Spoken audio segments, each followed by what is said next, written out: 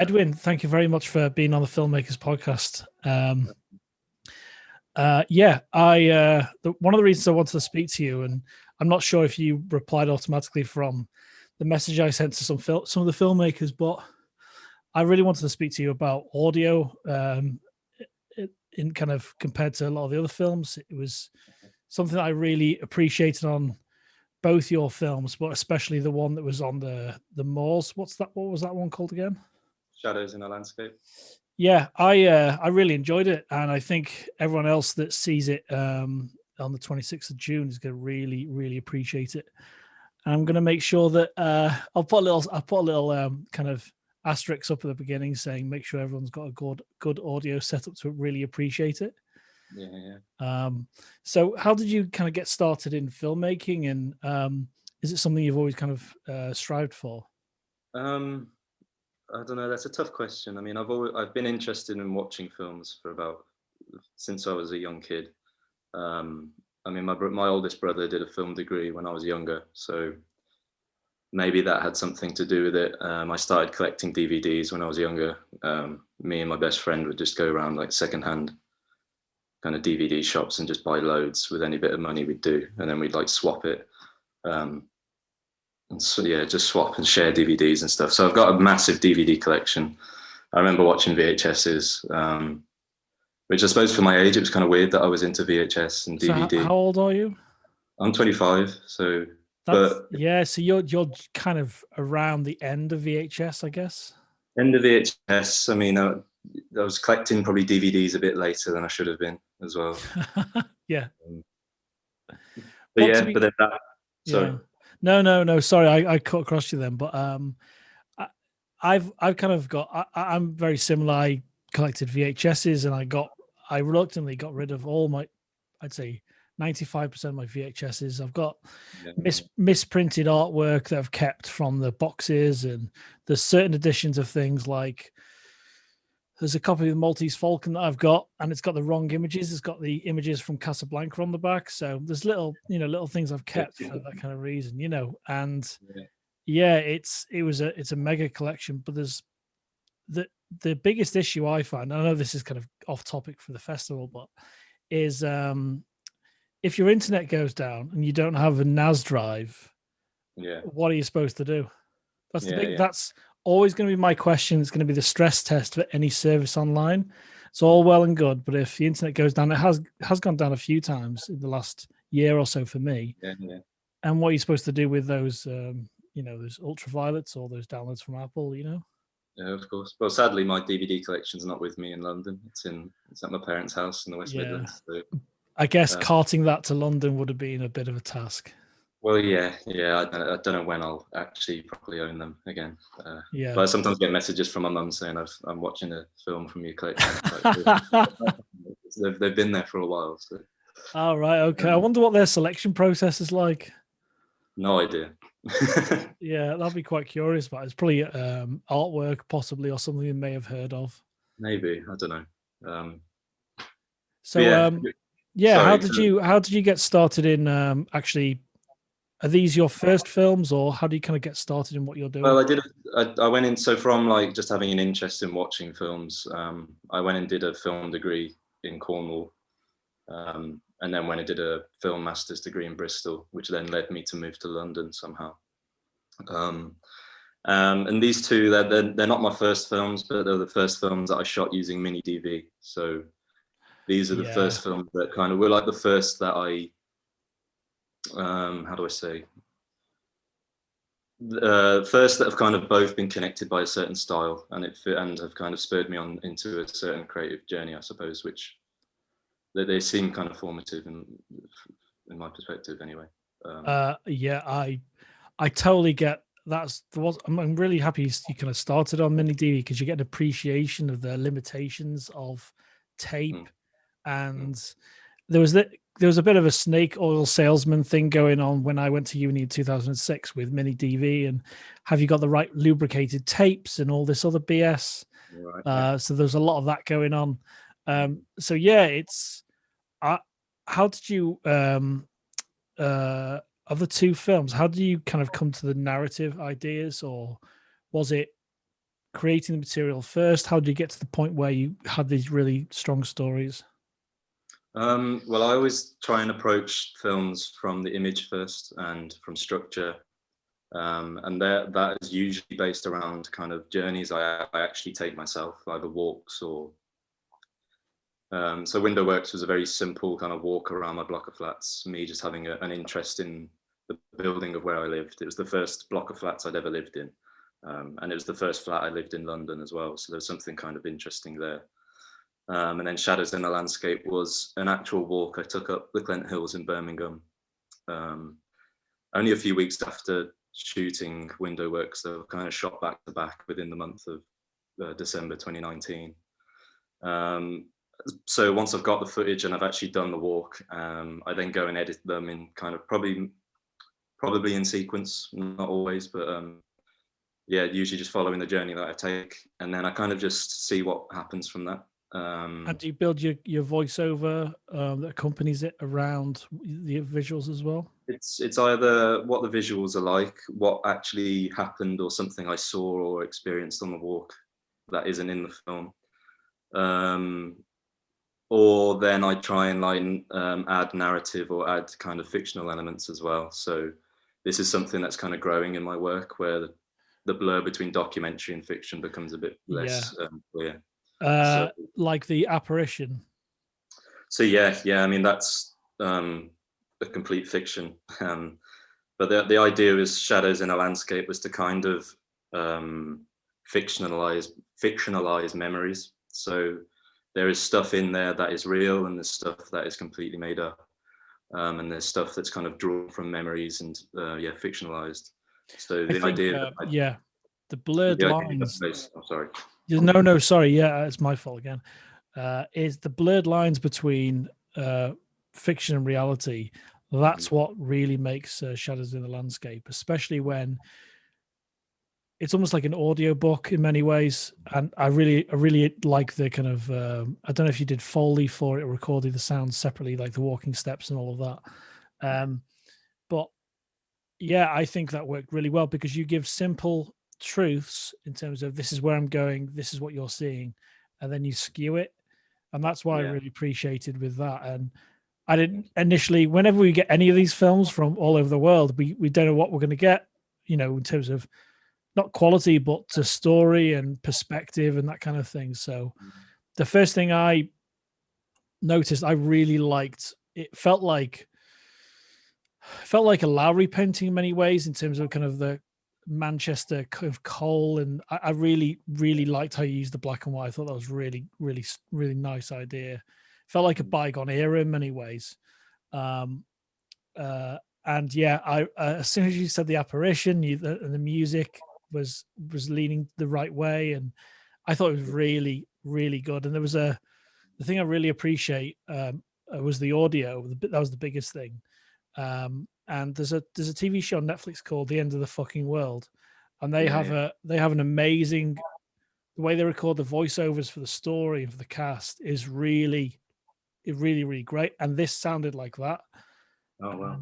So yeah, if you have a look at that, you'll see it was kind of really connected with me, because it was like a step up in quality almost. So yeah, plaudits to you for the audio work. Well, I mean, the voiceover was recorded under a table under my bed duvet in my bedroom. Okay, so anyone watching, to record great audio, listen to what Edwin's just said, and you can't go wrong. What kind of mic did you use? I can't remember the name of it. Sorry. Oh, that's fine. Was it a professional mic or? Yeah. I mean, yeah. It's. I didn't have it for Window Works, but I bought it since. Yeah, honestly, I think it's the a kind of a standout in audio, and that's something we didn't celebrate enough last year, even though we had great films with great audio. I wanted to kind of say thanks for submitting the film, because I really enjoyed it a few times I watched it. And I know the judges all see it, and they'll really appreciate it as well, because it's something that gets left by a lot of people that are really starting out. It gets left behind, audio. I think it's like it's a really hard thing to get right, and I mean, a lot of the credit needs to go to my friend Zaher Morali, who did the sound design and the mixing, because all of the sound is done in post. It's completely Foleyed, or because I like approaching films through considering them as like a series of layers, where image and sound are kind of separated, so we can layer stuff and mix stuff and really play with things to fit themes and ideas, which I think Zaher did a great job throughout. And Absolutely. that mix of kind of like authentic sounds and music and the way the film changed, it was, yeah, he did a great job on that. Yeah, I love I think you repeat the shot of was it your grandfather's apparition, or that's what we're meant to think? My dad, yeah. And then you pause it, and it's so creepy when you pause it. Yeah. I mean, So yeah, I just thought that was like the best shot. So yeah, I think it all worked. Stupid Yeah, amount of time. it worked really, really well, really, really well. Yeah, thank you. But yeah, have you made stuff before that? You were saying, is that right? I've done a few documentaries before these films. They were mostly kind of observational, I would say. But again, very kind of family oriented and kind of personal. But then I started watching films of Patrick Keeler and John Smith. And these films that are very orientated in the city and London specifically. And there was something that resonated in those kind of films, and like the short work of Mark Jenkin as well, or the kind of really personal home movie-esque films of Margaret Tate. And kind of recently I've been really getting into this kind of cinema that these almost psychogeographic films kind of resonated with me. Just because there's this sense, kind of like I feel kind of a little dislocated being in London because I'm from a very small riverside town.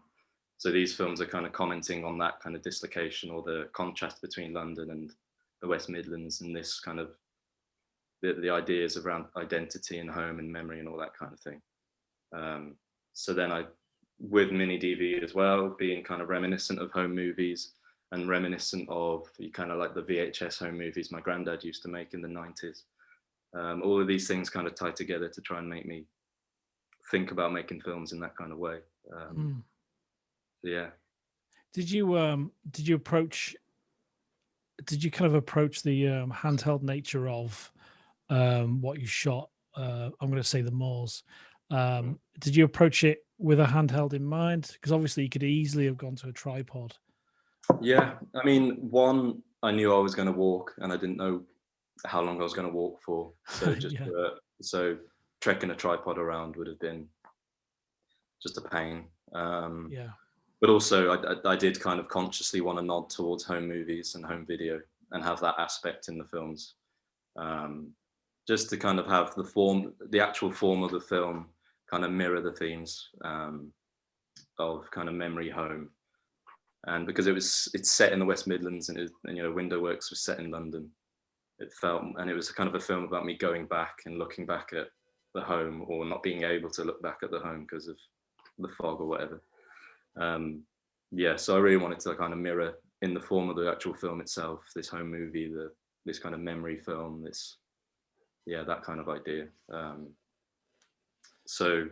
wanted it to be handheld. Yeah, it worked a treat. And I don't think with the kind of a home movie thing, you don't ever associate a tripod, especially when you have a look at the footage. And kind of a distant memory for me is watching I think it's the intro of the Wonder Years. I think it's like shot on a Super 8 or something like that. And you can easily have gone to a tripod, but it has a real connection. People subconsciously, they know what they're seeing, they understand the kind of the aesthetic, and it definitely lends itself to that, absolutely. And I think the aspect ratio as well, that's a big thing, especially a home movie. Super 8 and what you shot it on a Mini DV, it's I think it's all 4:3, up to a certain point. I remember when I first started using a Canon XL1S, and it was like, 16:9, wow, this is amazing, and you just think that's going to be better, but for storytelling it doesn't matter. you know, like some big TV shows or huge movies like the Zack Schneider. What he's done is he's kind of brought it back to more of a, you know, a square of 4:3 or 133 by 1, and Yeah, it really kind of works. You know, really works. yeah. What are you kind of what are you working on at the moment? So I'm currently in post-production of 2 new films. One is called The New River, which is kind of taking what Shadows and Landscape did, um, but a bit further. It's another psychogeographic, voiceover heavy film set along the 28-mile riverside path of the New River in North London. And the idea of that film is for me to just push fiction even further. So instead of myself playing a kind of fictionalized version of myself, I'm actually going to be playing a character or an even more fictionalized version of myself. Like a person on the run from the West Midlands because of committing a crime has ended up at the New River in London. But then the river itself and the walk along it kind of reminds him of his own river in his hometown and the floods that are happening there. So it's kind of like a convict story and a meditation on flooding and climate change and all those kinds of things. All Superb. set along this riverside path, this kind of landscape film. So there's that. And then I'm also working on a film called The Meeting House, which was a commission by Newington Green Meeting House to make a film about the working class and the culture in that area. So, and that's going to be a kind of film triptych, a kind of 3-channel film to look at the place. And I mean, I like doing that film because it's going to be the first one where the relationship between person and place isn't my own, it's other people's. So in that way, it's really kind of interesting. So those 2 films I'm working on at the moment. That sounds great, and I would. I don't know if you have, but I would absolutely be submitting everything you do to festivals, especially Yeah. these last 2, because they're going to be appreciated in so many different ways. This is the first year; it's our second year now. We've accepted kind of experimental, and your film kind of, I really like how it kind of doesn't necessarily cross into experimental fully. It has a kind of a narrative to it, but it kind of lingers between the 2 really well. And you could see this projected on a wall. You could see this in many different ways being consumed in a space where experimental films are normally seen. But you know, once I stuck my headphones on to process and curate all of the films, I was like, oh, this is different. This is great. Not different, like great's different, but it was attention to detail on the audio and the story you were telling. It was driven completely differently to most of the other films we had. And the judges would definitely be seeing it as well. And it's hopefully we're a week into now. I'm waiting for the judges' results to come back, and then we're gonna pick a few of the awards ourselves. And that's really difficult, and it's really fun at the same time. So how has London had an effect on you with your filmmaking and your technique? As I say, I think a lot of the films that I'm making now are kind of exploring the contrast between London and my hometown in Worcestershire. Just because I think for a lot of my life, I'd lived in small towns, and London's obviously so completely different. And my hometown is so kind of unchanged and untouched for years. And that contrasts London's kind of ever-changing, constant evolving nature. So, you know, it's not that I don't like London. I find a lot of it really interesting, but it's also even more interesting just because of how different it is to where I'm used to. So this idea about making films about, you know, being a West Midlands, somebody from the West Midlands living in London, and the contrast between small kind of rural West Midland towns and the capital city has definitely kind of driven my work. I think with Window Works, when I made Window Works, which is about the block of flats I lived in first in London, I didn't really have an idea what that film was going to be. I think I shot it as kind of test footage just to see what the camera is going to be like. And then I edited it, and then I added a voiceover about a little journey around it and kind of ruminations or little kind of self-reflections about the area. But then when I kind of watched it, I then reflected and kind of liked how it unconsciously explored place and memory and family and those kinds of things. So that when it came about to editing Shadows in a Landscape, those ideas were kind of ingrained, and I wanted to explore them more consciously in that film. So then I think onto the next films, I'm doing it even more, where I'm consciously trying to explore these ideas, and things are kind of progressing in that way. And with each film, there'll be something I unconsciously didn't realize was there or didn't plan to do. And then in the next film, I'll consciously try and do it and explore it even more. So I feel like that's how this creative process is going.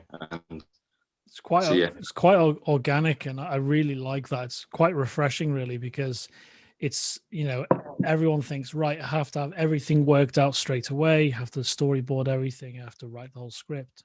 Yeah, but it just comes from my kind of dislike for script writing. And Yeah, me too. yeah, I think it was one of my favorite filmmakers is Peter Greenaway, who he always talks about how he hates script writers and how he doesn't understand how cinema is this kind of text-based medium when it's like such a raw image-based medium. Yeah. So I kind of attuned with that idea, and having seen filmmakers like, as I said, Margaret Tate, or my favorite filmmakers, Derek Jarman, and there's this kind of organic image first, kind of structure first thing in their films, that kind of resonated with me. So I think that's why so far I've liked making these kind of journey movies or these portrait films, just because the act of going out and filming, there is a very set structure already there, because I've done a walk, or, you know, for the new river that I'm editing at the moment, you know, the structure's laid bare. It starts at where the river starts and ends at where it ends. So then it's a matter of just seeing how a narrative can fit in. So I think my filmmaking is kind of like narrative driven by images. You know, image and film form is key for me, I think. So with the kind of ever-changing Mm. script or narrative or idea, can you sometimes pick up on a visual cue or something that happens on a particular shot or the end of a shot? They'll actually almost take the narrative in a completely different way, and you'll come up with a different idea. Yeah, I mean, just going back to Shadows in a Landscape, I mean, that film changed a lot. The whole nature of making that film. I went to the Clent Hills to make almost like this picturesque, beautiful, wordless film, just to kind of like, oh, I'm back in the West Midlands, let's make like a really picturesque, beautiful film. And when I got there, I was just so stupid. It was like, I think it was the 28th of December. It was just after Christmas. And I got there, and obviously it was raining, and obviously it was foggy, and obviously there was loads of people there. And I didn't plan for any of that, and it was really annoying. So for a large part of the shoot, I was just really angry with myself. But then luckily my camera, the monitor shows everything in color, but the viewfinder shows it in black and white. So I was about to leave and go home, but I looked through the viewfinder, and I saw like a cluster. Literally, this is described in the film, how I saw this cluster of people walk from out of the trees. And then I realized that's what this film is going to be about. It's about the relationship between people and the landscape, and how it's kind of hard to disconnect the two. And then from that, my dad appeared. You know, my dad, he drove me there, and he kind of appeared on the hills, and I didn't expect it. And then he kind of he looked like his own apparition. He looked like a ghost. And then that kind of informed the film as well. And then that spurred me on to play with the authenticity of the film, and really play with that family myth and that I talk about him dying at the age of 65. You know, Yeah, the that myth was real, brilliant. it didn't Love that. happen. Yeah. So Well, I you know, I think it's, hopefully it didn't, you know, that wasn't a real thing, but it was it's yeah. a really like really nice twist to the reality, crossing into fiction. And I think people will totally appreciate, because I went into it thinking, I didn't know what to think. You know, is it an experimental documentary? Is it fiction? But by the end, you kind of have an idea. But I really like that. Obviously, that frustration you had, or that annoyance of all these people being there, and it was really busy and all of that.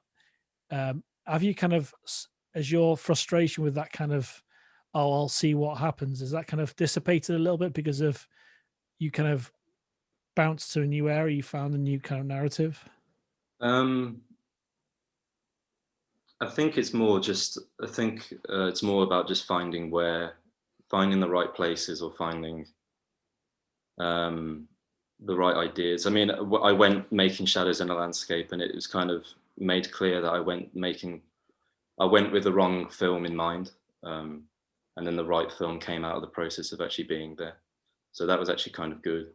But then I think since, at least when making the New River film, it was so kind of grounded in that exact location and the actual walk and the real life walk of it, that these kind of real life things that may have interfered with the filming didn't actually matter, because then it became integral with the narrative of that film.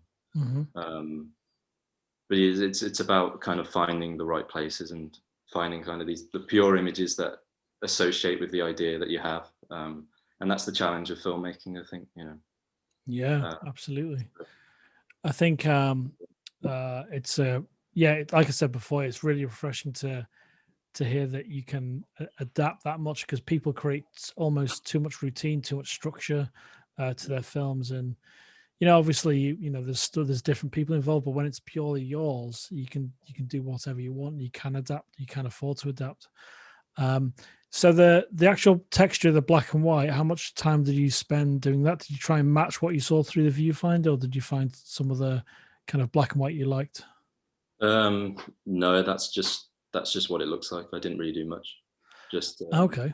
yeah, You just you saturated everything. yeah, and then because I like keeping it.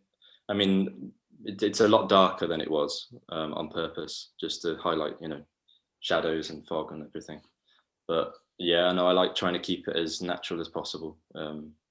Just again to tie in with this kind of homemade home movie aesthetic thing. Um, um, because I like, at least in the thing I love about home movies is, I feel like home movies they're in some ways the most experimental films ever made. But yet they're the most cherished, and they're kind of like experimental, but also the most seen and the most watched. The one thing I love about them the most is how it's like the relationship between the filmmaker and the subject is so kind of interlinked and integral with home movies. So I kind of try and translate that into the kind of documentary narrative films that I'm making. So one way of doing that is just, again, handheld. I know it's black and white, and that's kind of not natural, but this trying to keep it as natural as possible, just to play off of this home movie, handheld, homemade kind of thing. If that makes sense. There's a yeah, it absolutely does. And it, like the shot of your dad that appears almost out of nowhere, like you say, you wouldn't have had that unless that relationship was already there. If it was someone else, they may have just walked straight past you. Yeah, that's true. So yeah, it's kind of a very clever. There's a very kind of clever sense of control with that. If you approach it from a home movie aspect, people are more. If they're not if they're not an actor, they're going to perform differently. Because if you give away too much about what you're trying to do, you have some of the story in mind, they're going to start acting completely differently. Because as soon as you turn a camera, when you point a camera at someone, some people act naturally, some people just freak out. So yeah, it's really nice really different to see that kind of approaching it the home movie way. And I'm quite fascinated to see what your next your film is going to be, considering you're going to put more fiction in as well. That's quite interesting. Yeah. I mean, in the New River, imagistically, it's going to be, I think, very similar. It's just through voiceover, adding a bit more narrative, because the goal is to get to make narrative films, like straight up narrative films. I think that's what I wanted to do. It's just I don't know how to do it, so I've started making I think you're going down the right route, because I know other filmmakers that work in TV and film, and they didn't have that when they started at uni, with like the same year I did. They had the visuals, they had the cinematography, they had the lighting. But for me, most half decent filmmakers will say story is paramount, and I think the way you've approached it is really refreshing as well. So yeah, if you keep at it, I don't see. I only see good things for your filmmaking as well. Thank you. That's very kind. But yeah, it's quite exciting to see. So we've got such a range of films. We've got experimental films from India, Argentina, Japan. We've got an animated film from Japan. It's all CG. It took 2 years to finish, and I'm really fascinated to see how they managed to finish it. Were they all working separately? So we've got such a range of films. We've got straight up stories. We've got horror, mystery, all sorts of things really. So that's the fascinating thing. You just don't know what you're going to get. Yeah, no, that's excellent. It's good to just see, and it's good to kind of realize how different films can be, and doing that in one space really highlights that. And that's for some people. So I don't know. It's scary when you just think this is film. Films are like this, but it's always nice to be reminded that all kind of forms of films can be so completely different. And I think that's why I kind of attune maybe with experimental films as well, is just because they can be anything, and they can be as I say, just really eclectic, and it's always really fascinating, and that's highlighted in like the festival space. That's what I like about experimental. You can actually interpret it like a painting, or any way you want really.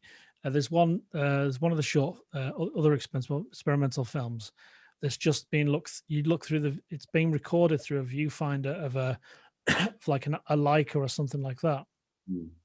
And it looked, for me, the way I saw it, and I'll send you an email about it and tell you which one it is when it comes up. It looks like it's almost like someone that's not from this planet observing.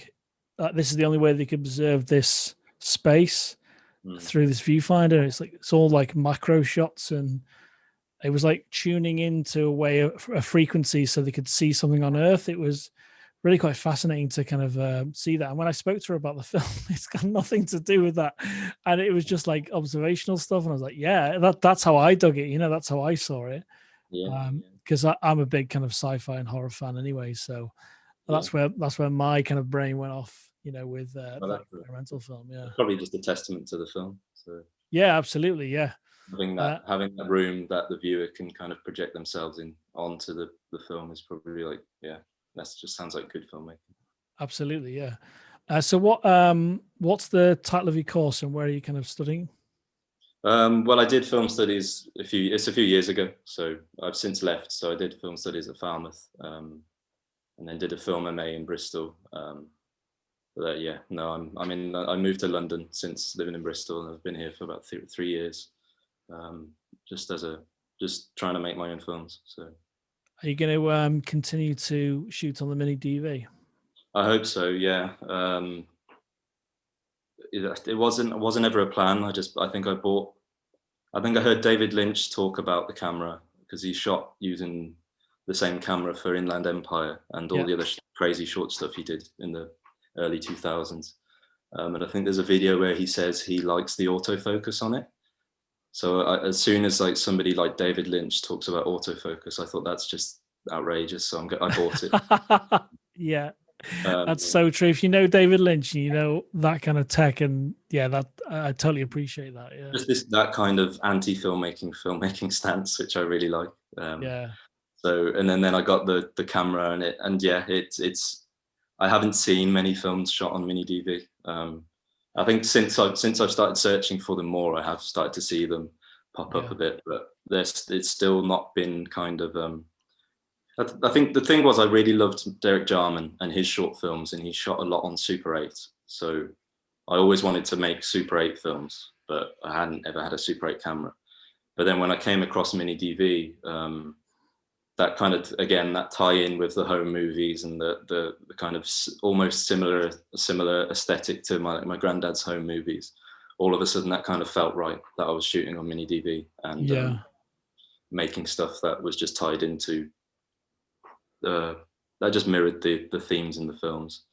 And I just like the constraint of it. And absolutely.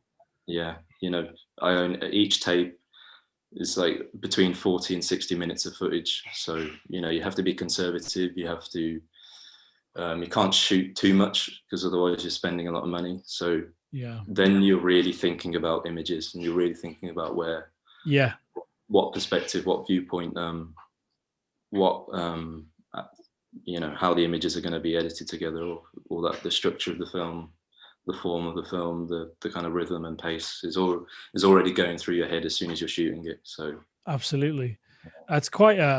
I really enjoy working to constraints. Some depending on the project, obviously, and some, like, you know, filmmakers like John Carpenter or even Lynch with budgets and kind of, right, this is these are my limitations, and that some people thrive really well within a certain amount of budget or certain kind of limitations, like working on mini DV. One of the films that we received is called Big Touch, and it's visually really strong film. It's shot on 35 mil, and he was talking about, Christopher was talking about, I think it was 3 mags. I think he had 18 minutes on 35 mil, something like that. So so everything was pre-vised, because he worked in animation for Sony, and it was one of the first short films he made. So that's the only, he said, that's the only one of the only reasons he pre-vised everything and did really solid storyboards, because of the processing costs and everything were ridiculous. And it kind of makes sense. And like you were saying before, I'd love to speak to Danny Boyle. I've got a 28 days later post on the wall here, and you know, that was shot on, I think it's the XL1S with better lenses. I think it was more better 16:9 lenses. So, you know, I don't think you can record an external media on that. It was too early for that. So they must have been shooting on mini DV for the footage, which is crazy for for a film like that. And it aesthetically, when you watch 28 Days Later, really works, because it has this immediacy to it, has this energy to it. No, yeah, 100%. But it's a testament to kind of to yourself that you kind of stuck with a mini DV, because it's really easy to, let's shoot this on my iPhone or shoot this on a Android device, and you know, that footage is backed up. It's really simple. I kind of like having limitations. Like I've got it down here somewhere. I think it's a DV. What is it? JVC, like a DVC 150 or whatever. I can't remember the model now. I've had it for years, since 2005. And the university I went to in Manchester, the film production course I went to, they were getting rid of them, even though they were really expensive at the time. And I haven't found a project to use it on yet. But I think it's 4:3. I don't think it's 16:9. And it has wide angle lenses, has separate lenses that screw on these big heavy glass lenses. Yeah, that's cool. It's exciting. Like I've always been excited about making a project with it, but I've never figured it out yet. And so it's thanks to you. I'll figure something out. And just got to. I mean, I didn't really know how to use it at first, and it was like I shot loads of footage before even starting making films with this camera, just because I didn't know what it was going to look like. I didn't know how I was going to handle it. I didn't know how it was going to work. And it was over after, like, you know, I had to waste a few tapes before I realized what until I had like this relationship with the actual way I could use the camera. And then and Window Works kind of came out of that, and then Shadows in a Landscape came from that. I mean, Shadows in a Landscape, I only actually shot about 25 minutes of footage, and then managed to I think I'd pretty much used every shot I shot in the final film, obviously edited down, but I don't think there was much wasted. I'd only not use something if unless there was something integrally wrong with the shot. If it was just, I don't know, my finger was in front of it or something, I wouldn't use it then. But that's the kind of, you know, that's the kind of thing I love about it, is there's no second take really. So I can't wait to work with actors, to be honest, because I'm going to have to tell them you've got they're going to really appreciate it. When you work with actors, do you think you're going to do a lot of say we're talking 2 or 3 years down the line, you've got possibly a small budget or something like that, do you think you'll be doing more rehearsals based on how you want to shoot it? No, I don't think so. I think the way, because I'm planning hopefully a fiction film that I'll hopefully shoot either the end of this year or the start of next, which will have actors, and it will be more fiction. But again, it will be like a journey thing. I think I hope to I like to think that what I'm going to do is just, watch films with them, talk about the influences, but then again have this kind of immediate, almost home movie thing going on. So if you over rehearse something, you kind of iron out the kind of immediacy and the authenticity of and little kind of magic moments that might happen as well, like little Plus, I stumbles think or I'm not going to write a script, so the actual story won't be. I'll know kind of the key points, but I'm not going to know what's actually going to be in the scenes. So it's going to be a lot of. It's not going to have much dialogue, so it's going to be a lot of trying to grasp a relationship between the characters and the landscapes, doing what Shadows on a Landscape's doing what the New River's going to be doing, but in a much more fictional space, which I hope will be interesting, and I hope it will be different, but not different enough to completely be disconnected from the films I've already done. Because I think that's what I like about at least the films I'm making at the moment, is they're all almost interconnected, and they're all kind of like, they kind of bounce off of one another a little bit, which I really like about making films. I think that's kind of one of the key things why I do it, is just seeing this kind of progression, seeing how things build and build off of one another. That's just really interesting to me. So are you going to share those notes that you have for the kind of rough notes you have for the structure? You're going to share those with the actors? No, probably not. We'll see. I haven't really thought about it too much yet. I want to get the next two films edited and done, and then I'll start thinking about it much more. Yeah, because I think the fiction film's definitely going to be, it's going to be landscapes or place orientated first. It's that idea of approaching films from the viewpoint of the image first, like image, so structure. It's a journey, so structure is already done, and then it's all about image, and then story's going to come. Story or narrative comes from images. Story second, from story is a byproduct of the images, which I think, so hopefully it'll be an interesting film to shoot with actors. I think you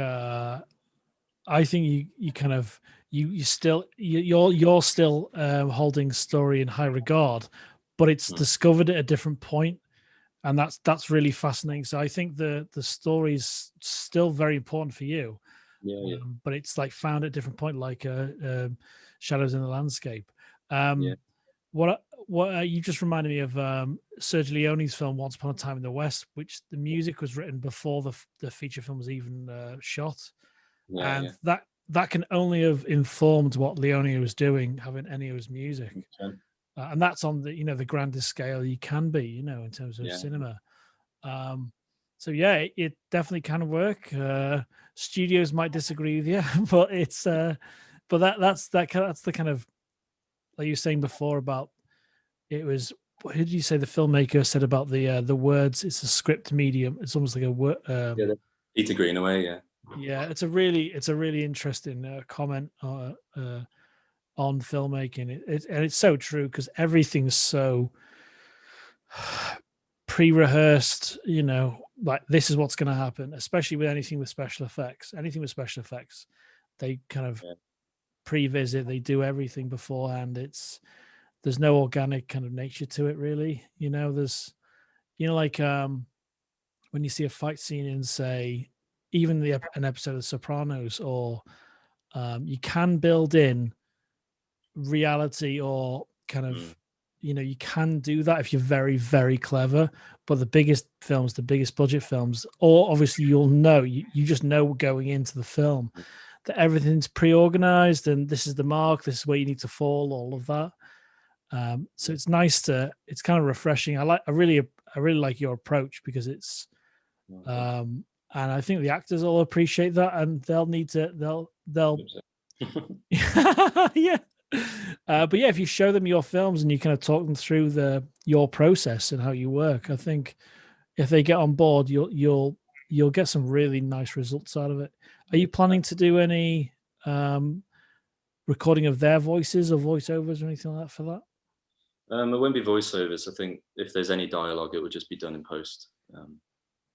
I really like the kind of old Italian films where you know, all the sound and all the voices is done afterwards. So you Yeah. to hear the sound of the footsteps, but it doesn't quite match. And Yeah. maybe that was like, you know, that they've done something badly. But for me, there's just something kind of, again, it's that idea of playing with authenticity, not really knowing this weird kind of blur between documentary and fiction, which just kind of really resonates with me in that. Um, so yeah, so any kind of voice thing would, yeah, it'll be done in post.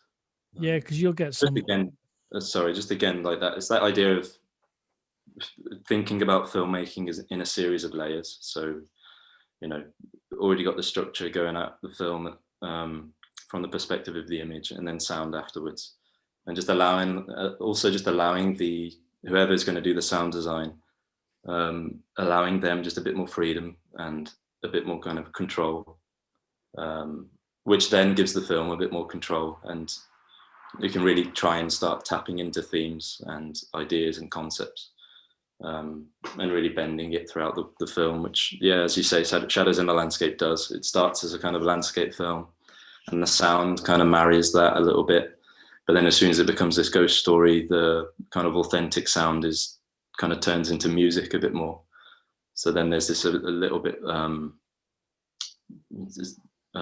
yeah, it's again, it's that just that play with authenticity, which I just like about making films. I just want to say I'm not trying to slam this kind of script writing way of making stuff. It's just that's not how I like to work, or how I think I can work. It just doesn't quite compute with me.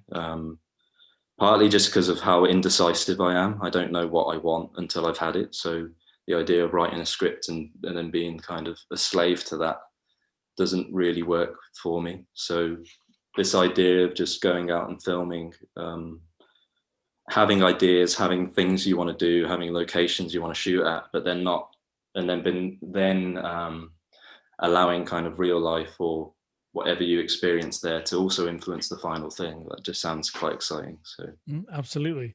And I really like that, because for say a heavily scripted film where there's a huge budget and there's producers and all of that, it goes through, unless you're like someone like Ridley Scott, who can make those creative decisions in the edit, and you've got final cut, you've got, when you come to storyboard it or shoot it, you've got certain elements that need to be hit, but then most of the discovery is in the editing. And I really like how you've got this continuing sense of discovery throughout the several processes, filming, working with actors, your own kind of thinking time in the film. And then when you hand that next film off to a sound designer, he's gonna, that's almost like, you need to kind of give him the reins, and that's going to be really interesting to see what he discovers as well, and how he likes to interpret your images, your thoughts in the film itself. So it's ever changing. It's kind of like Mothra, that the kind of the sense of change. You'll end up with the film at the end. The film.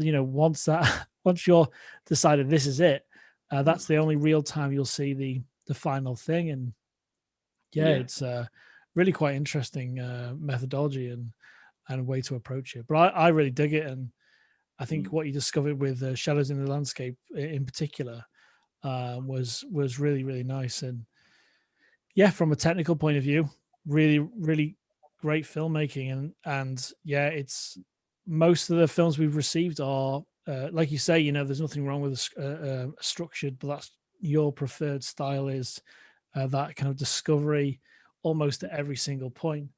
So yeah, Edwin, thank you very much for submitting your two films. No, thanks. Thanks for chatting, and then thanks for just showing both of them as well. This is going to be the first festival where Window Works and Shadows of the Landscape will play together, which is just because they were shot so close together and then kind of edited back to back. That I don't know. For me anyway, it's hard to disconnect the two of them, even though they're kind of vastly different kind of films. I think they're kind of interconnected more than perhaps what my next film will be. Would you say they're better viewed back to back? Probably not. I mean, no. I don't know. I don't think it really matters, but hopefully there'll be some kind of there's something comparative about them, I think. But Yeah. that goes beyond that. They're just both made by me, and they've both got my voice in it. But yeah, no, just the making of those two films, and how kind of quickly I shot them both back to back, as I said, within the same month, and then edited Window Works, and then edited Shadows in the Landscape. It was the process of making those two films. They were both in my mind at the same time. So Oh, that's very cool, man. yeah. One thing before you go, before I let go, is that you'll end up with, if you continue in terms of approaching all of these films in the same style, you'll have a really interesting bank of shorts, but you'll also have an interesting bank of footage that it's very difficult for me personally to go back to previous projects and to almost trawl through the projects and the footage and tapes which I still have from 2006. But you'll have this possible tapestry you can weave together into something bigger, or maybe something that works narratively with elements from each of the films. So there's that task possibly in the future. I hope that comes about. I've always liked the idea of reusing footage, or using previously unused footage in something else. I've never really been able to do it yet, or find space for them. I think maybe it could become this. They could make films that are much more self-reflective, or kind of films that comment on the films that they didn't make, or that the footage didn't make into the final cut or something. But I don't know. Yeah, it will be exciting because as well, these films are going to track kind of where I've been and the different locations and the different places, and they'll do that through images rather than just through my voice and narrative, which sounds kind of exciting as well.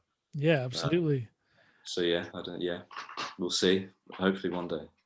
Yeah, and keep back up those tapes. Yeah, but no. Because I know your pain. It's so nice to speak to someone that's shot on deep MIDI DV as well. Because I'm a year away from being 40, or 2 years away from being 40. Sorry, and that's how I started. I started on MIDI DV. I shot on Super 8 as well as a project, kind of in a similar approach to you in terms of, I'm picking this medium. This is working for me. I was doing that with Super 8 many years ago. But yeah, I know the pain. I know the pain of mini DV and tapes and rec tapes and all sorts. So yeah, especially when you work with those actors, back that footage up as soon as you can. And hopefully the tape won't be dirty or something. Yeah. Well, if you get the image back, maybe there's something corrupt about it that you can use. That's how I see you interpreting an issue with a tape. So I think that's that. You got to, if you can see if you see the green shoots in things that go bad, wrong, then there's only good things to be had from that. But yeah, thank you very much, Edwin. It's been an absolute pleasure talking to you about your films, mate. Yeah, no, this has been great. Yeah, no, I always enjoy any kind of film chat. So thanks for having me.